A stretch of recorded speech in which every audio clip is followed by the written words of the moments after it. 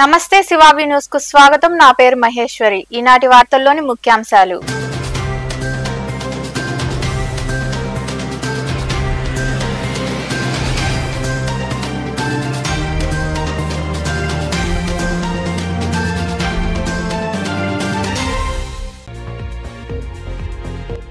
టీడీపీని విమర్శించే హక్కు జగన్ కు లేదు। రేణిగుంట విమానాశ్రయం వద్ద విలేకరుల సమావేశం ఏర్పాటు చేసి మాట్లాడిన మంత్రి లోకేష్।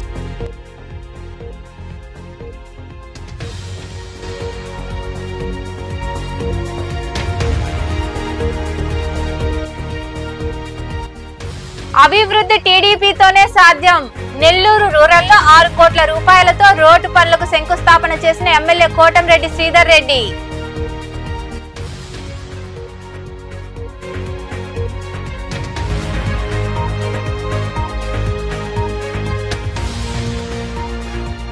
ఇచ్చిన హామీలను అమలు చేయడంలో ముఖ్యమంత్రి చంద్రబాబు నాయుడు నిరంతరం కృషి చేస్తున్నారు। నాయుడుపేటలో నిర్వహించిన మన మంచి ప్రభుత్వం కార్యక్రమంలో ఆమె పాల్గొని మాట్లాడారు।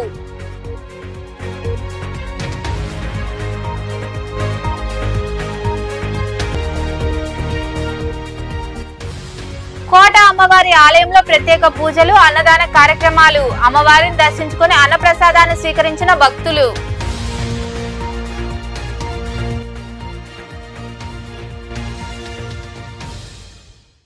మా ప్రభుత్వం గురించి, వరదల గురించి మాట్లాడే హక్కు జగన్ కు లేదని, యుద్ధ ప్రాతిపదికన సహాయక చర్యలు చేపట్టిన మహానాయకుడు నారా చంద్రబాబు నాయుడు అని, మీలా మేము సంవత్సరానికి 250 రూపాయలు పెన్షన్ పెంచలేదని చెప్పిన మాట ప్రకారం 1000 రూపాయలను ఒక్కసారి పెంచిన ఘనత మా ప్రభుత్వానిదేనని ఐటీ శాఖ మంత్రి నారా లోకేష్ అన్నారు। బంగారుపాళ్యం ప్రజా దర్బార్ సభలో పాల్గొని తిరుగు ప్రయాణంలో రేణిగుంట విమానాశ్రయం చేరుకున్న ఆయన మీడియా సమావేశం నిర్వహించి మాట్లాడారు। అసలు వరదల గురించి మాట్లాడే హక్కు మీకు ఉందని సూటిగా ప్రశ్నిస్తున్నారు। వరదలు వచ్చిన వెంటనే గ్రౌండ్ జీరోకి వెళ్లి బస్ లో పడుకుని 10 రోజులకు 6 నెలలు కష్టపడి ప్రజలకు అందుబాటులో ఉండి ప్రజల సమస్యలు పరిష్కరించి relief measure from the front lead చేసింది గౌరవ ముఖ్యమంత్రి చంద్రబాబు నాయుడు గారు పంపించారు। శాసనసభ్యులందరినీ పిలిపించారు। రిలీఫ్ రిహాబిలిటేషన్ యుద్ధ ప్రాతిపదికంగా చేయాలని చెప్పారు। హెలికాప్టర్ ద్వారా భోజనాలు అందించాం। 7 అడుగుల లోతు నీరు ఆహారం అందించాం, అందించాం, వాటర్ బాటిల్స్ కూడా ఆనాడు అందించాం। వాస్తవాలు తెలియకుండా ఈ రోజు ఫేక్ జగన్ మాట్లాడటం చాలా చాలా బాధాకరం। ఆయన విషయం గమనించాలి। ఆయన పార్టీ ఎమ్మెల్సీ మాజీ విద్యాశాఖ మంత్రి వత్స గారు రిలీఫ్ దానికి వెళ్ళినప్పుడు ప్రజలు తరుముకున్నారు। 5 రోజుల తర్వాత మేము గుర్తొచ్చామా, మొదటి రోజు నుంచి ఇక్కడ నిలబడింది, పోరాడింది చంద్రబాబు నాయుడు గారు। ఈ రోజు బాబు గారి పైన భరోసా ఉంది కనుకనే రాష్ట్రమే కాదు, దేశమే కాదు, ప్రపంచ వ్యాప్తంగా ప్రజలందరూ స్వచ్ఛందంగా ముందలుకొచ్చి సీఎం రిలీఫ్ ఫండ్ కి డబ్బులు ఇస్తాం జరిగింది। రిలీఫ్ గానీ రిహాబిలిటేషన్ గానీ దాదాపు 1000 కోట్ల రూపాయలు చంద్రబాబు నాయుడు గారు ముఖ్యమంత్రి హోదాలో వెళ్లారు, నీళ్ళ దిగారు, బుల్డోజర్ గానీ అన్ని ఎక్కి ప్రజల దగ్గరికి వెళ్లారు, వాళ్ళ సమస్యలు తెలుసుకున్నారు, కంట్రోల్ రూమ్ కి వచ్చి అందరు కేకలేసి పరిగెత్తే జగన్ ఏం చేసేవాడండి, గ్రీన్ కార్పెట్ డయాస్ రెడ్డితో రంగి డయాస్ ఉండే మన వరి పంటలు పోతే డయాస్ పై నుంచి చూసి రైతుల దగ్గర ఇటు తీసుకున్నారు తప్ప ఏనాడైనా వాళ్ళు బురదలు వేసాడని 5 సంవత్సరాలు ఏనాడు బురద పైన హెలికాప్టర్లు వెళ్తుంటే కింద ట్రాఫిక్ ఆంక్షలు ఉండేది, అంటే నాకు కింద చూడడం కాల్స్తాడేమో। రిలీఫ్ దానికి వెళ్ళినప్పుడు ప్రజలు తరుముకున్నారు। 5 రోజుల తర్వాత మేము గుర్తొచ్చామా, మొదటి రోజు నుంచి ఇక్కడ నిలబడింది, పోరాడింది చంద్రబాబు నాయుడు గారు। ఈ రోజు బాబు గారి పైన భరోసా ఉంది కనుకనే రాష్ట్రమే కాదు, దేశమే కాదు, ప్రపంచ వ్యాప్తంగా ప్రజలందరూ స్వచ్ఛందంగా ముందలుకొచ్చి సీఎం రిలీఫ్ ఫండ్ కి డబ్బులు ఇస్తాం జరిగింది। రిలీఫ్ గానీ రిహాబిలిటేషన్ గానీ దాదాపు 1000 కోట్ల రూపాయలు ఎన్డీఏ ప్రభుత్వం ఖర్చు పెడుతుంది। రెండో విషయం, సొంత లావాదేవీల కోసం ఏకంగా దొంగ కేసు బనాయించి రూపాయల నుంచి ఒక యాక్ట్రెస్ ని తీసుకొచ్చిన విషయం ప్రజలందరూ ఇప్పటికీ చూస్తున్నారు। దాంట్లో చాలా స్పష్టంగా ఎంక్వైరీ జరిగే సమయంలో నాకున్న అవగాహన మేరకు skill development case Raghuram Reddy అయ్యో చేసినట్టున్నారు। వీళ్ళు ముగ్గురు ఇన్వాల్వ్మెంట్ లేదు అంటే ఆయన ఒప్పుకుంటున్నారా వీళ్ళు ముగ్గురు ఇన్వాల్వ్మెంట్ ఉందంటే, అంటే జగన్మోహన్ రెడ్డి గారు ఒప్పుకుంటున్నారా ఈ ముగ్గురు అధికారులు ఇన్వాల్వ్మెంట్ ఉంది అంటే పిఎస్ఆర్ ఆంజనేయులు ఆదేశాల మేరకు కేసు కట్టారా అని నేను సూటిగా ఫేక్ జగన్ ని ప్రశ్నిస్తున్నాను। అక్కడ విచిత్రం ఏంటంటే నాటి డీజీపీగా వివరించిన వ్యక్తి పేరు ఎవరికి తెలియదు, ఆయన ఏం చేశాడో ఎవరికి తెలియదు। ఈ యాక్ట్రెస్ కేసులో సీఎంఓ నుంచి ఆదేశాలు సీఎంఓకి పిలిచి, అంటే తాడిపల్లి కొంపలో ఉన్న సీఎంఓ పిలిచి అక్కడి నుంచే మాకు ఆదేశాలు జారీ చేశారు, బాంబేకి వెళ్ళండి, ఇక్కడికి వెళ్ళండి అని క్లియర్ గా ఇన్వెస్టిగేషన్ లో బయటపడిపోయింది। అంటే వాస్తవాలు మేము ప్రజల ముందర పెట్టకూడదా? ఇలాగా పింక్ డైమండ్ రాజకీయాలు మేము చేయట్లేదు। చంద్రబాబు నాయుడు గారు ఏం చెప్పారు, తిరుపతి లడ్డు కరెక్ట్ గా లేదు, క్వాలిటీ లేదు, నాణ్యత లేదు, మేము టెస్ట్ కి పంపించాం, టెస్ట్ లో అన్ని వచ్చినాయని చెప్పారు। రిజల్ట్స్ అన్ని కూడా మీడియా మిత్రులు పెట్టాం। అధికారులు కూడా పెట్టాం.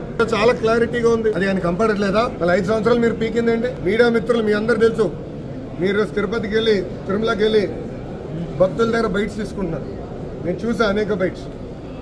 భక్తులే స్వయంగా మేము ఇన్ని దశాబ్దాల నుంచి వచ్చాం, గత 5 సంవత్సరాలు లడ్డు నాణ్యత లేదు, చిన్నగా అయింది. అలాంటిది బాబు గారు ప్రభుత్వం వచ్చిన వెంటనే నాణ్యత పెరిగింది, సైజు పెరిగింది, క్వాంటిటీ పెరిగింది. గత ప్రభుత్వంలో ఈ రోడ్డు కోసం ఎమ్మెల్యేగా అనేక ప్రయత్నాలు చేసినా నిధులు రాని పరిస్థితి నెలకొందని, ఎక్కడ పడితే అక్కడ గుంతలతో ఈ రోడ్డు మీద ప్రజలు నరకం చూశారని, కూటమి ప్రభుత్వం అధికారంలోకి వచ్చిన వెంటనే ఈ సమస్యను చంద్రబాబు నాయుడు దృష్టికి తీసుకెళ్లి అధికారులతో మాట్లాడి నిధులు విడుదల చేయించామని ఎమ్మెల్యే కోటంరెడ్డి శ్రీధర్ రెడ్డి తెలియజేశారు. రూరల్ పరిధిలోని DKW కాలేజ్ నుంచి డైకాస్ రోడ్డు వరకు 6 కోట్ల రూపాయలతో 5 కిలోమీటర్ల రోడ్డుకు వారు శంకుస్థాపన చేశారు. నెల్లూరు రూరల్ నియోజకవర్గ పరిధిలోని DKW కాలేజ్ నుంచి డైకాస్ రోడ్డు వరకు 6 కోట్ల రూపాయలతో 5 కిలోమీటర్ల రోడ్డుకు నెల్లూరు రూరల్ ఎమ్మెల్యే కోటంరెడ్డి శ్రీధర్ రెడ్డి శంకుస్థాపన చేశారు.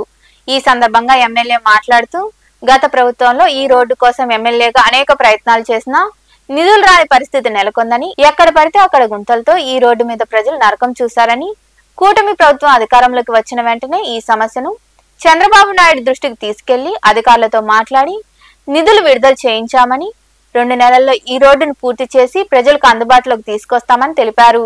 నెల్లూరు రూరల్ నియోజకవర్గం DKW కళాశాల నుండి వెంగళరావు నగర్ డైకాస్ రోడ్ దాకా 6 కోట్ల రూపాయల వ్యయంతో 5 కిలోమీటర్ల రోడ్డు నిర్మాణం, మధ్యలో సింగల్ డివైడర్. ఈనాడు నెల్లూరు నగరంలో ఈ రోడ్డు అత్యంత ప్రధానమైన రోడ్డు. ప్రతి రోజు కూడా వేలాది వాహనాలు ఈ దారి గుండా వెళుతూ ఉంటాయి. కానీ అనేక సంవత్సరాలుగా ఈ రోడ్లు అత్యంత అధ్వానమైన పరిస్థితి. గత ప్రభుత్వంలో ఎమ్మెల్యేగా అనేక ప్రయత్నాలు చేసినా నిధులు రాక ఈ యొక్క రోడ్డు ఆగిపోయిన పరిస్థితుల్లో ఈ రోడ్డు మీద ప్రజలు నరకం చూస్తూ వచ్చారు. ఎక్కడ పడితే అక్కడ గుంటలు, కొన్ని చోట్ల ఏదైతే యాక్సిడెంట్ జరిగిన పరిస్థితి, రోడ్డు ఒక పక్క ఎత్తు ఒక పక్క తక్కువ, మధ్యలో గుంట, నానా బాధలు. ఈ బాధలు మొత్తం పరిష్కారం కావాలని తెలుగుదేశం పార్టీ కూటమి అధికారంలోకి వచ్చిన వెంటనే గౌరవ ముఖ్యమంత్రి చంద్రబాబు నాయుడు గారి దృష్టికి విషయం తీసుకెళ్లిన వెంటనే అధికారులకి స్పష్టమైన ఆదేశాలు ఇచ్చి ఈనాడు రోడ్డు పనులు ప్రారంభించేదానికి మార్గం సుగమం చేసి, గత ప్రభుత్వంలో ఎక్కడ అభివృద్ధి కార్యక్రమాల విషయంలో పనులు జరిగినా కాంట్రాక్టర్లకు డబ్బులు అనే పరిస్థితుల్లో ఎక్కడికక్కడ రోడ్లు ఆపేసిన పరిస్థితి. అవన్నీ కూడా పూర్తి చేసేదానికి కాంట్రాక్టర్లందరికీ ఒక భరోసానిచ్చి చంద్రబాబు నాయుడు గారి ప్రభుత్వంలో అభివృద్ధి కార్యక్రమాల విషయంలో అన్ని రకాల కూడా జాగ్రత్తలు ఉంటాయి, అన్ని రకాల కూడా ప్రోత్సాహం ఉంటుందని చెప్పని ఒప్పించి మెప్పించి వారందరి చేత పనులు చేయించే పరిస్థితి. ఏది ఏమైనా DKW కళాశాల నుండి వెంగళరావు నగర్ డైకాస్ రోడ్ దాకా ఈ 5 కిలోమీటర్లు 6 కోట్ల రూపాయలతో ఈ రోడ్డు నిర్మాణం ప్రారంభం కావటం నాకు చాలా సంతోషంగా ఉంది. 2 నెలల్లో ఈ యొక్క రోడ్డు పూర్తి చేసి సెంట్రల్. ఈ కార్యక్రమంలో టీడీపీ నాయకులు కోటంరెడ్డి గిరిధర్ రెడ్డి, స్థానిక టీడీపీ నేతలు పాల్గొన్నారు. కూటమి ప్రభుత్వం ఏర్పడి 100 రోజులు పూర్తయిన నేపథ్యంలో ఎమ్మెల్యే నెలవల విజయశ్రీ, మండల శాఖ అధికారులు, కూటమి నాయకులు, కార్యకర్తలతో కలిసి నాయుడుపేట మండలంలోని పుదూరు గ్రామ పంచాయతీలో ఇది మన మంచి ప్రభుత్వం కార్యక్రమం నిర్వహించారు. రాష్ట్రం సంక్షోభంలో ఉన్నప్పటికీ ఇచ్చిన హామీలను అమలు చేయడంలో ముఖ్యమంత్రి నారా చంద్రబాబు నాయుడు నిరంతరం కృషి చేస్తున్నారని ఆమె తెలియజేశారు. ఈ కార్యక్రమంలో MRO Padmavati, MPDO Bhuvaneswari, TDP incharge Nelavala Subrahmanyam, న్యాయవాది సుధాకర్ రెడ్డి, మాజీ ఏఎంసీ చైర్మన్ విజయభాస్కర్ రెడ్డి, దొరవారి సత్రం, ఓజిలి మండల పార్టీ అధ్యక్షులు శ్రీనివాసులు నాయుడు, విజయ్ కుమార్ నాయుడు, నాయకులు సన్నారెడ్డి, చంద్రారెడ్డి, మల్లికార్జున్, పలువురు నాయకులు, కార్యకర్తలు పాల్గొన్నారు. ఉద్యోగానికి నిరుద్యోగులకు ఉద్యోగ అవకాశాలు కల్పించారు. అలాగే ప్రతి నెల 4,000, 3,000 ఉన్న పెన్షన్ని ఒకేసారి 1,000 రూపాయలు పెంచి ఏప్రిల్ నుంచి జూన్ వరకు 3,000, మొదటి నెలలోనే జూలైలోనే ఆయన 7,000 పెన్షన్ ఇచ్చారు. అలాగే ప్రతి నెల 4,000 పెన్షన్లు అందజేస్తున్నారు. అది కూడా అధికారులు, సచివాలయం సిబ్బందితో పాటు ప్రజాప్రతినిధులు కూడా వెళ్ళి పెన్షన్లు ఇవ్వాలని ఆయన ఆదేశాల మేరకు ప్రతి నెల మేము కూడా ప్రతి ఇంటికి వెళ్ళి పెన్షన్లు పంపిణీ చేస్తున్నాము. ఆయన ఏ ఉద్దేశంతో చెప్పారో కానీ మనం పెన్షన్లు ఇచ్చేటప్పుడు వాళ్ళ మొహాల మీద ఉన్న సంతోషం మాకు కూడా ఆ రోజు పండుగలాగే ఉంటుంది. అంటే ఒక్కొక్కరికి 4,000 ఇస్తుంటే ఇంకా అవ్వతాతలు ఎవరు అనాథలు ఎవరు చూసుకోవాల్సిన అవసరం ఉండదు. వాళ్ళకి వచ్చిన 4,000తోనే వాళ్ళు తిండికి కానీ అలాగే మందులకు కానీ ఉపయోగించుకునే అవకాశాన్ని చంద్రబాబు నాయుడు గారు ఇచ్చినందుకు చాలా సంతోషపడుతున్నారు. అలాగే నిన్ననే నాయుడుపేట, సూలూరుపేట 2 చోట్ల అన్న క్యాంటీన్లు ప్రారంభించడం జరిగింది. అది కూడా నా చేతుల మీదుగా జరగడం నాకు చాలా సంతోషంగా ఉంది. 5 రూపాయలకే ప్రతి పేదవాడు భోజనం చేయాలన్న ఒకే ఒక ఉద్దేశంతో 3 పూట్ల అన్న క్యాంటీన్లో భోజనం ఏర్పాట్లు చేస్తే అవి నేను కూడా రుచి చూశాను. చాలా చాలా బాగున్నాయి కూడా. ఇలాంటి నాణ్యమైన భోజనం 5 రూపాయలకి అందించడం చాలా సంతోషంగా ఉంది. గత ప్రభుత్వం వాళ్ళు అన్న క్యాంటీన్లు మూసేసి పేదలకి ద్రోహం చేసినా కూడా మన చంద్రబాబు నాయుడు గారు ముఖ్యమంత్రి అయిన వెంటనే పేదవాడికి, అంటే మన రాష్ట్రంలో మీ అందరికీ తెలిసిన విషయమే, మన రాష్ట్రంలో 11 లక్షల కోట్ల అప్పులు ఉన్నా సరే అది పేదవాడికి ఎలాంటి అడ్డు కాకూడదని పెన్షన్ల పంపిణీ కానీ అన్న క్యాంటీన్లు కానీ అన్ని ఓపెన్ చేశారు. ఈ ఘనతంతా చంద్రబాబు నాయుడు గారిది. 100 రోజుల్లోనే ఈయన ఇవన్నీ చేసి పేదవాడికి అండగా నిలబడ్డారు. అది ఒక్క చంద్రబాబు నాయుడు గారి ప్రభుత్వానికి చెల్లుతుందని చెప్పని కూడా మీకు అందరికీ మనం చేస్తాము. అబద్ధాలు చెప్పే ప్రభుత్వం కాదు, దౌర్జన్యం చేసే ప్రభుత్వం కాదు, దుర్మార్గం చేసే ప్రభుత్వం కాదు, మోసం చేసే ప్రభుత్వం కాదు, దగాకోరు మాటలు చెప్పే ప్రభుత్వం కాదు, అలసత్వం ప్రవర్తించే ప్రభుత్వం కాదు,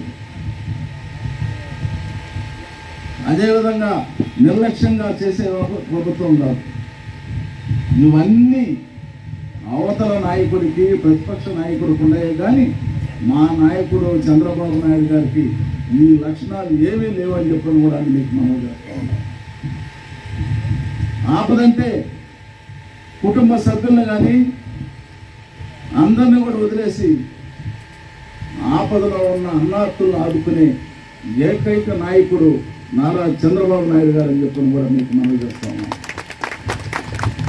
విశాఖపట్నంలో హుదూద్ తుఫాన్ వస్తే కనీసం రాజమండ్రి వరకు పోయేదానికి వీలు లేకుంటుంటే మోటార్ సైకిల్లోనో కారులోనో పోయి బస్సులో నిద్ర చేసి అక్కడ అన్నీ కూడా రెస్టోర్ చేసే వరకు, స్థానిక సమస్యలు అన్నీ కూడా తీర్చే వరకు తను హైదరాబాద్కి కానీ విజయవాడకి కానీ రాకుండా అక్కడే 10-12 రోజులు కలిపాడంటే ఆయన ఎంత అభిమానవంతులో, ఎంత ప్రేమ ఉందో ఒక్కసారి ఆలోచించాలని మనం చేస్తాం. విద్యార్థి దశ నుంచి క్రీడా స్ఫూర్తితో పోటీలలో పాల్గొనాలని, క్రీడలతోనే మానసికోల్లాసం కలుగుతుందని తహసీల్దార్ జయరావు పేర్కొన్నారు. కోట మండల స్థాయి అండర్ 14-17 విభాగంలో బాలబాలికలకు ఆటల పోటీలను ప్రజాప్రతినిధుల అధికారులతో కలిసి నిర్వహించారు. కోట పట్టణంలోని ఏవీకేఆర్ జిల్లా పరిషత్ హైస్కూల్ ప్లస్ క్రీడా ప్రాంగణంలో మండల స్థాయి అండర్ 14-17 విభాగంలో బాలబాలికలకు ఆట పోటీలను తహసీల్దార్ జయరావు అధికారులు ప్రజాప్రతినిధులతో కలిసి ప్రారంభించారు. ఈ సందర్భంగా తహసీల్దార్ మాట్లాడుతూ విద్యార్థి దశ నుంచి క్రీడా స్ఫూర్తితో పోటీలలో పాల్గొనాలని, క్రీడలతోనే మానసిక ఉల్లాసం కలుగుతుందని తెలియజేశారు. మనం స్పోర్ట్స్ అనగానే ఏమంటామంటే శరీర దారుఢ్యము, మానసిక ఉల్లాసానికి స్పోర్ట్స్ దోహదపడుతుందని మనం. కానీ ఇంకా ముఖ్యమైన విషయం ఏంటంటే మానసిక ఉల్లాసమే కాకుండా మీరు ఉద్యోగం సంపాదించాలంటే స్పోర్ట్స్ కోటాలు కూడా ఉద్యోగాలు ఉన్నాయి. ఈరోజు మన ముందు ఎస్ఐ గారు యూనిఫామ్ వేసుకొని కూర్చొని ఉన్నారంటే ఆయనకి స్పోర్ట్స్ లేదే ఆ ఉద్యోగం రాదు. ఐఏఎస్ కొట్టచ్చు, ఏమీ లేకుండా ఐఏఎస్ ఉద్యోగం పోవచ్చు ఎగ్జామ్ రాసి. ఆ ఉద్యోగం సంపాదించాలంటే మాత్రం ఖచ్చితంగా స్పోర్ట్స్ ఉండాలా. కాబట్టి మీకు ఒక ఎయిమ్ అనేది ఉంటుంది. ఒక ఆలోచన విధానంలో మీరందరూ పయనించాలని ఒకదాన్ని ఎంపిక చేసుకుంటే ఆ గోల్ని కొట్టాలనే ఉద్దేశం ఉంటే మీరు ఫస్ట్ నుంచి ఈ స్థాయి నుంచి పాఠ స్థాయి నుంచి. నిజంగా చెప్పాలంటే దురదృష్టవశాత్తు ఈ మధ్య కాలంలో అంతటి గతంలో లాగా నాకైతే ఈ మధ్య కాలంలో ఎక్కడ కనబడలేదని చెప్పాలి. ఇంకా విద్యార్థులు ఈ స్పోర్ట్స్ వైపు దృష్టి మళ్లించాల్సిన అవసరం ఉంది. మా చుట్టుపక్కల ఉన్నటువంటి పీఈటీలు కూడా మ్యాక్సిమం నా క్లాస్మేట్స్ ఉన్నారు. కరీముల్లా కానివ్వండి, సుబాన్ కానివ్వండి, మా సీనియర్ అయినటువంటి వలీ అహ్మద్ కానివ్వండి, అట్లాగే సూపర్ సీనియర్ అయినటువంటి మన సందానిబాయ్ కానివ్వండి, వీళ్ళందరూ కూడా స్పోర్ట్స్ మీద బాగా ఇంట్రెస్ట్ ఉన్న వాళ్ళు వీళ్ళు కూడా దీని మీద దృష్టి సారించి పిల్లల్ని ఆ వైపు మళ్లించే విధంగా ప్రయత్నం చేయాల్సిన అవసరం ఎంతో ఉంది. అదేవిధంగా ఈరోజు చూస్తుంటే నాకు తెలిసి ఈరోజు ముఖ్యంగా ఆడపిల్లలకు సంబంధించినటువంటి స్పోర్ట్స్ జరుగుతున్నాయి. గతంలో మేము 10th ఉన్నప్పుడు ఇంటర్మీడియట్ ఈ కార్యక్రమంలో MPP Anjamma, ZPTC Kotaiah, MPDO Bhavani, MEO Mastanaiah, పాఠశాల ప్రధానోపాధ్యాయులు సురేంద్రబాబు, వ్యాయామ ఉపాధ్యాయులు మరియు టీడీపీ నాయకులు పాల్గొన్నారు. అపోలో హాస్పిటల్ కు వచ్చే రోగులకు సమగ్రమైన నాణ్యమైన సంరక్షణ అందించడమే లక్ష్యంగా పనిచేస్తున్నామని, జీవితకాల వ్యాక్సినేషన్ అనేది వృద్ధుల జీవిత ప్రమాణాన్ని గణనీయంగా పెంచుతుందని వైద్యులు తెలియజేశారు. ఈ సందర్భంగా నెల్లూరులోని అపోలో హాస్పిటల్లో ఫైజర్ అడల్ట్ వ్యాక్సినేషన్ సెంటర్ ను ఆ సంస్థ ప్రతినిధులతో కలిసి ప్రారంభించారు. ఈ కార్యక్రమంలో డాక్టర్లు శ్రీరామ్ సతీష్, బిందు మీనన్, చక్రవర్తి, భక్తవత్సల్ రెడ్డి, టీడీపీ నాయకులు కోటంరెడ్డి గిరిధర్ రెడ్డి, స్థానిక టీడీపీ నాయకులు తదితరులు పాల్గొన్నారు. ఇమ్యూనిటీ అంటారు, అది కాపాడుకోవడానికి వ్యాక్సిన్ ఫుడ్ సరిగ్గా తీసుకోకపోవచ్చు కావచ్చు. 15 సంవత్సరాల నుంచి కూడా చిన్నపిల్లలకు ఉన్న సమస్యలాగే మనం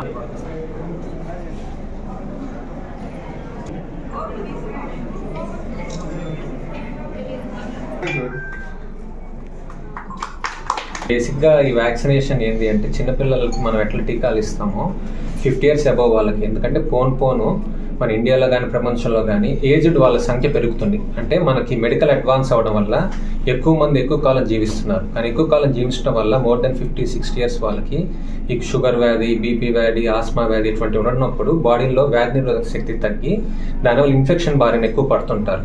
సో ఇన్ఫెక్షన్ బారిన మనం కాపాడుకోవడానికి ఇప్పుడున్న మెడికల్ అడ్వాన్సెస్ ఉన్నా కూడా కొంచెం ఖర్చుతో కూడుకుందని కొంతమంది భయపడుతుంటారు.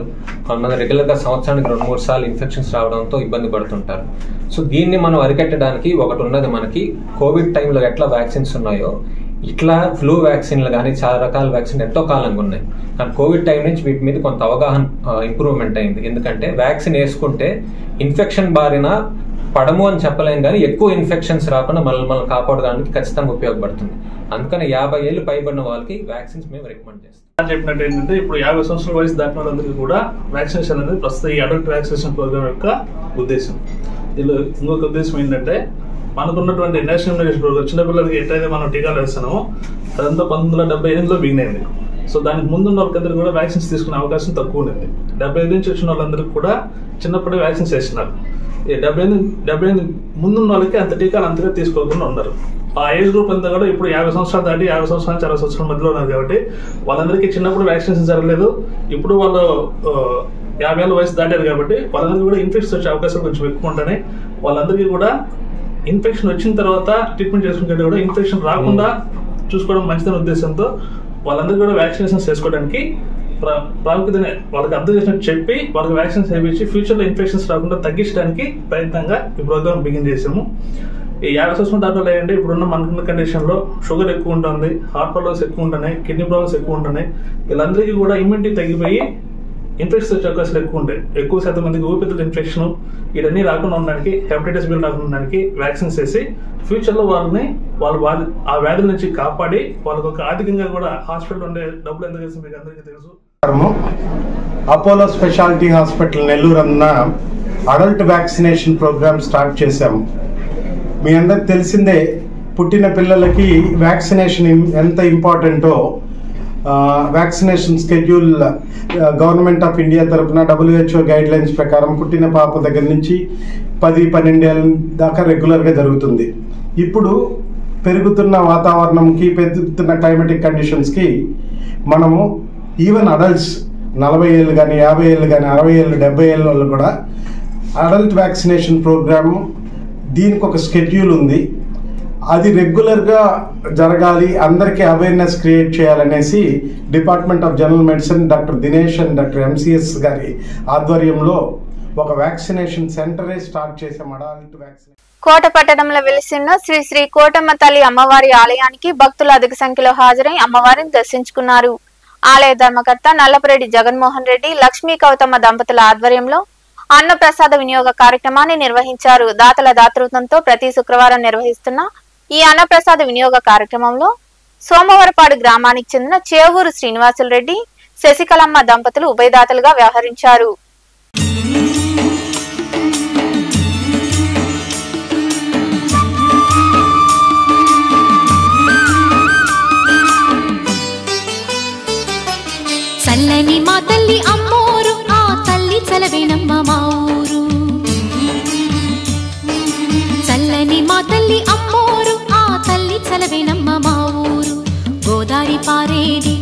గుడిగంట గొంతెత్తి పాడేది గోదారి పారేది గుడిగంట గొంతెత్తి పాడేది ధాన్యం పండేది ధర్మం బతికేది ముత్తైదు గుంటల్లే ముద్దొచ్చే సూర్యుడు పొద్దున్నే పొడిచేది ఆ దేవి దయవల్లే చల్లని మా తల్లి అమ్మోరు ఆ తల్లి చలవేనమ్మ మా ఊరు చల్లని మా తల్లి అమ్మోరు ఆ తల్లి చలవేనమ్మ మా నెల్లూరులోని శ్రీ రాజరాజేశ్వరి అమ్మవారి దేవస్థానంలో శుక్రవారం అర్ధమండల మాలాదాన కార్యక్రమం పెద్ద ఎత్తున జరిగింది. ఈ కార్యక్రమంలో వేద పండితులు, శ్రీ రాజరాజేశ్వరి వ్యవస్థాపక అధ్యక్షుడు సన్నపురెడ్డి పెంచల్ రెడ్డి కుటుంబ సభ్యులు మాలాధారణ ఇరుముడి కార్యక్రమం జరుగుతుందని ప్రకటించారు. ప్రతిరోజు ఉదయం సాయంత్రం అమ్మవారి భజన ఉంటుందని ఈ కార్యక్రమాలను జయప్రదం చేయాలని కోరారు.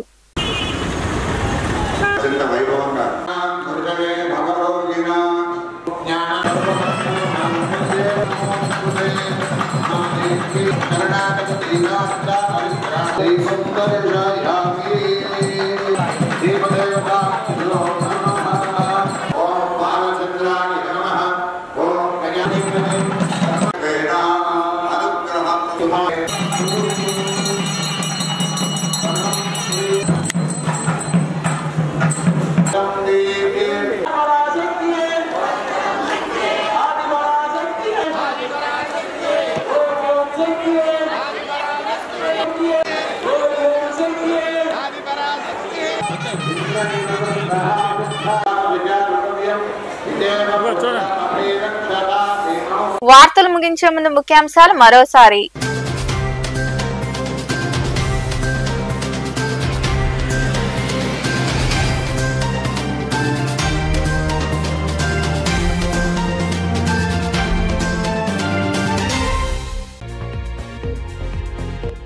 టీడీపీని విమర్శించే హక్కు జగన్ కు లేదు. రేణిగుంట విమానాశ్రయం వద్ద విలేకరుల సమావేశం ఏర్పాటు చేసి మాట్లాడిన మంత్రి లోకేష్.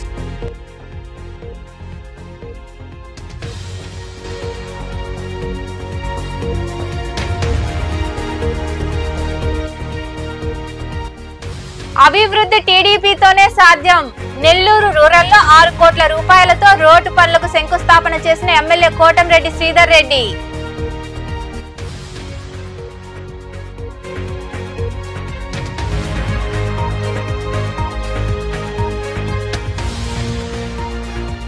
ఇచ్చిన హామీలను అమలు చేయడంలో ముఖ్యమంత్రి చంద్రబాబు నాయుడు నిరంతరం కృషి చేస్తున్నారు. నాయుడుపేటలో నిర్వహించిన మన మంచి ప్రభుత్వం కార్యక్రమంలో ఆమె పాల్గొని మాట్లాడారు.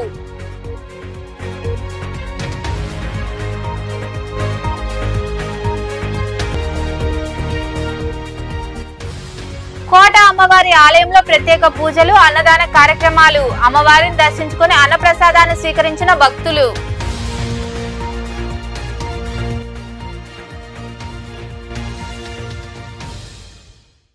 ఈ వార్తలు ఇంతటితో సమాప్తం. తిరిగి ప్రసారమయ్యే శివాబి న్యూస్ లో మళ్ళీ కలుద్దాం. అంతవరకు సెలవు. నమస్తే.